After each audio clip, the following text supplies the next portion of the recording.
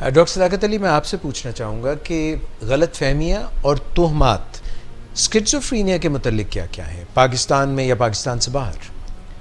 اچھا، اسکیزوفرینیا کے بارے میں جو عام غلط فہمی ہے وہ یہ ہے کہ یہ کوئی جادو ہو گیا بندے پہ، یا کسی چیز نے اس پہ غلبہ حاصل کر لیا ہے، پوزیس کر لیا ہے، کوئی جن بھوت سایہ یا اس طرح کی چیزیں۔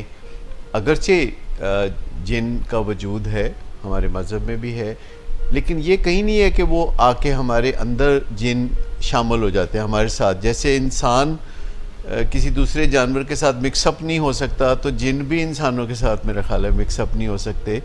اور سیکیٹرک النس کو ایک سیکیٹرک النس کے طور پر دیکھنے سے رستہ آسان ہو جاتا ہے فلاح کا اور بیماری سے نجات کا۔ اگرچہ اس کے لیے ابھی تک لیبارٹری ٹیسٹ نہیں آئے، جو کہ آئندہ آنے والے وقتوں میں آ جائیں گے۔